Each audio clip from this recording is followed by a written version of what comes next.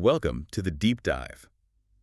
So, you know how we usually get stuck into articles, maybe some research papers you send over? Mm-hmm. Well, this time it's a bit different. We're tackling a YouTube video. Yeah, quite a curveball. It's from Oinze, and they're discussing something called the Roswell alien interview, apparently based on a memoir. Roswell, an alien, a memoir. Okay, definitely outside our usual box. So let's unpack this. Absolutely. Our goal here, our mission for this deep dive is really just to explore the claims.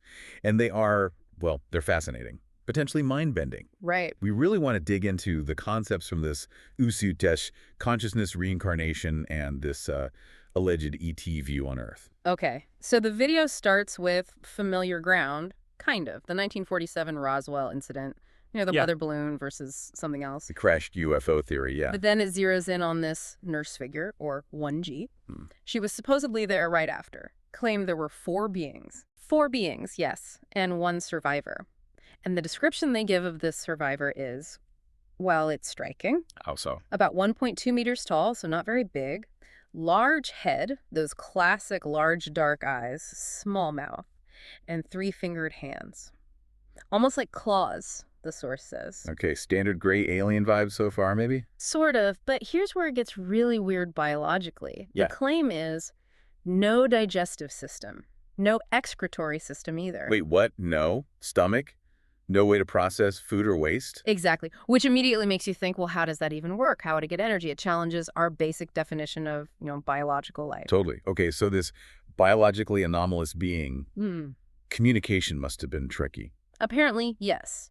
The video mentions the alien, who eventually gave the name Aelo, was really scared at first, feared the interrogators. You can kind of imagine, right? On both sides, probably. Yeah. Fear, confusion. Definitely. And the breakthrough, supposedly, wasn't language as we know it. It was through thought pictures? Yeah, the source calls it. Like telepathy, direct mind to mind. Pretty much. Bypassing words altogether. It's a concept you hear about, of course, but here it's presented as the primary way they communicated. And yet, despite starting with thought pictures, Aelo apparently picked up English, like really fast. The claim is he started with children's books, then blasted through adult texts on astronomy, geography, math, metallurgy, aviation, loads of stuff. How fast are we talking? Hundreds of books in just a few days, apparently. And get this, supposedly had a real liking for imaginative stories. Alice in Wonderland was mentioned. Huh. An alien liking Alice. What do you make of that? Why fiction? It's intriguing, isn't it? Maybe something about the way we structure narratives, or maybe the underlying concepts in fantasy resonated. It suggests a different way of processing ideas, perhaps. What universal themes might connect. Interesting thought. Okay, but the core of this, the real bombshells, came when Aelo apparently just stopped answering direct questions. Right. He said he'd rather just tell his story, and that's where it goes into overdrive. He claimed he wasn't just some random visitor. He was, a commander. A high-ranking commander, yes, in something called the Dumi. The Dominion, part of an expeditionary force, and their job, observing Earth. Observing what specifically? Just us in general? Well, the source mentions observing Earth's weather, but also, significantly, the activities of the 5 and 9th Bomb Group. The atomic bomb group. Exactly, which suggests maybe an interest or concern about our jump in technology, especially nukes. Monitoring, intelligence gathering, who knows? And in Crash, it wasn't like a malfunction or they got shut down? Nope. According to Aero's story, it was just lightning. A lightning strike while they were observing our atmosphere. Killed 3 of the crew. Wow. A lightning strike took out an advanced alien craft. Seems almost mundane. Kind of anticlimactic, right. But Aero's story went way beyond the crash itself. He started talking about his true nature. Which was? He called himself a Jume, a now being, which he described as essentially a non-corporeal consciousness. A soul, maybe. A soul? Yeah, an immortal being inhabiting a biological body. He called the body a vehicle or carrier. Okay, so we're getting into consciousness, souls, bodies as vessels.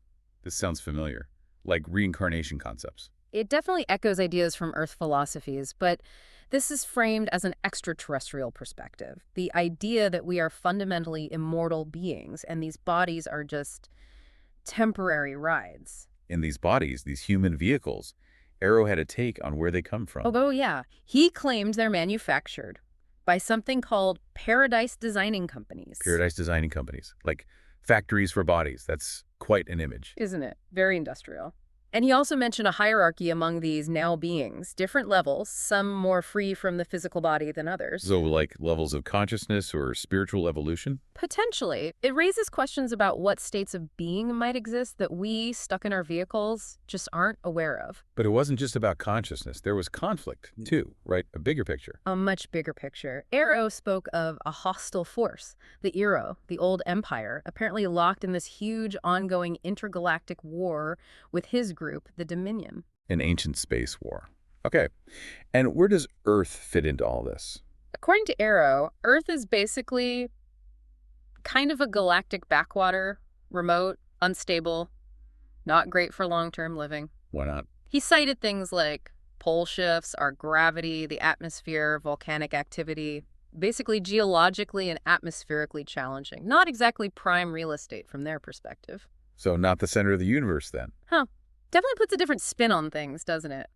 Contrasts with how we tend to see Earth as uniquely perfect for life.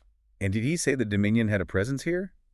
Despite it being unstable? Yes, an outpost, supposedly in the Himalayas. But he also mentioned a past conflict there, claimed 3,000 Dominion personnel were captured by the old empire. 3,000 captured ETs in the Himalayas. That's Yeah. not any history books I've read. No kidding. It paints a picture of a long hidden history of ET involvement and conflict right here on Earth. Okay, but then the story takes an even darker turn, doesn't it? Regarding Earth's actual function. It does. This is maybe the most disturbing claim. Aelo alleged that the old empire uses Earth as a prison planet. A prison planet? For whom? For unwanted now beings. Criminals, dissidents, nonconformists, even artists, apparently, beings the old empire wants out of the way. And how does that work? How do they imprison a soul? They put these now beings into human bodies, the manufactured vehicles, but with their memories totally wiped. They arrive here with no idea who they were or why they're here. Amnesia is part of the sentence. That's harsh. If you think about it, the implications are staggering. Human suffering, our societies, our struggles. Yeah. Could they be viewed within this framework of cosmic imprisonment? It's a really provocative idea. And there's a mechanism to keep him trapped here. It wasn't just the memory wipe. Right. Aelo described a green net, an energy barrier surrounding Earth that prevents now beings from leaving after their physical body dies. So you die, your soul tries to leave, but hits this net. Essentially, yes. And then comes a memory wiping process again, erasing the life they just lived, before they're shunted back into another human body for reincarnation. A cycle. A forced cycle of reincarnation and amnesia. Exactly. And he even mentioned the return to the light phenomenon that people report near death. Aelo claimed that's actually a trick, a post-death implant or suggestion designed to lure the now being back towards the green net and the memory wipe facility. Wow. So the whole system is designed for entrapment, keeping souls stuck here, forgetting everything each time around. Yeah. That's bleak. Incredibly bleak. But according to the story, there were exceptions. People who somehow broke free. Like who? The video mentions figures like Lao Tzu and Siddhartha Gautama the Buddha. Aelo supposedly said they managed to escape the memory wipe and bypass the green net. And their teachings? Were hints, perhaps? Clues about the true nature of consciousness, the illusion of the physical world, and the possibility of liberation from the cycle. It positions these spiritual leaders as escapees, essentially. That's quite a reinterpretation of history and religion. It is. It suggests that even within this alleged prison, there are ways out, paths to enlightenment that overcome the system. And the video also threw in an idea about, like, glitches in the system. Periods when the net weakens. Yeah, the idea that maybe the green net isn't always at full strength. And these periods of weakness could explain sudden leaps in human progress, maybe the emergence of geniuses or prodigies, bursts of remembering, perhaps. Like the Renaissance or something. Fascinating idea. A very different way to think about history. It offers a completely alternative framework for human cultural and intellectual evolution tied to fluctuations in this supposed energy field. Okay, so Aelo drops all these philosophical and cosmic bombshells, but the military guys interviewing him, they weren't so interested in that stuff. Understandably, no. According to the video, they kept pushing for technical details. Ship specs, weapons technology, practical stuff. Stuff they could use. Exactly. Their priorities would naturally be threat assessment, strategic advantage, not discussions on the nature of the soul. And how did the interview end? It wasn't friendly, right? Yep. Not according to this account. It allegedly ended with the military electrocuting Aelo's vehicle, terminating the interview and the being quite brutally. Yikes. So they killed him? Well, they destroyed the body, the vehicle, but the story doesn't end there. Oh. Aero's consciousness, the now being, supposedly wasn't destroyed. It allegedly escaped the body and contacted the nurse 1G again, mentally. After the body was dead? Yes. And this is where another twist comes in. Aero supposedly told 1G that he recognized her. Recognized her as who? As one of the 3,000 Dominion personnel who were captured in the Himalayas 8,000 years ago, one of the lost ones. Whoa! So the nurse was actually an ancient amnesiac alien. That's the claim. And this revelation supposedly triggered her own memories. She started remembering being a now being, her past life in the Dominion. This whole story just keeps layering on the complexity. It really does. It adds this very personal dimension. A reason, perhaps, why she was involved, why Aero communicated with her specifically. And what happened to her. And the story. 1G eventually passed away, naturally. But before she did, she apparently compiled notes of everything Aero told her and her own regained memories. These notes were then somehow transmitted to the writer Stanton Friedman. The UFO researcher? That seems to be the implication, based on the name given phonetically in the source. And that's supposedly how this whole account eventually came out. Oh. Oh, and one more thing. Those other 3 aliens from the crash. Yeah. What about them? They weren't really dead either, according to Aero. Their now beings had simply departed their damaged vehicles when they died. So death isn't final, just changing vehicles or leaving one. That ties into Aero's core philosophy, as presented in the video. Which was? A fundamental belief in the immortality of all conscious life. Every being is a now being and deserves inherent respect, no matter their status or if they're aware of their true nature or not. Everyone on Earth is a now being. That was his core assertion, yeah. It's a philosophy that emphasizes the deep value and continuity of consciousness itself, way beyond just our physical existence. Okay, so let's try and quickly recap the main points from this source. We've got the Roswell crash, the alien Aero communicating via thought pictures. The idea of immortal now beings in temporary body vehicles, possibly manufactured. Reincarnation driven by memory erasure, and a green net barrier trapping souls here. Earth functioning as a prison planet run by a hostile old empire as part of a galactic war. And figures like Buddha potentially being escapees from this system. It's a lot. It's definitely a dense and highly unconventional narrative. It challenges, well, pretty much everything we think we know about reality, history, consciousness, our place in the cosmos. Absolutely. Whether you lean towards thinking, wow, what if, or this is completely unbelievable, diving into this source certainly gives you a radically different lens to view existence through.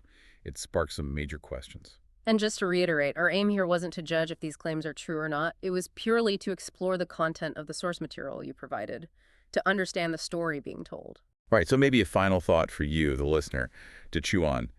If consciousness is continuous, if we are these immortal beings in temporary bodies, and if maybe reality is shaped by forces or systems we don't normally perceive, what does that really change? What questions does that raise about your own life, about death, about the fundamental nature of what you experience as real? Definitely some mind-bending possibilities to consider. Keep thinking critically. Keep exploring. Thanks for diving deep with us today.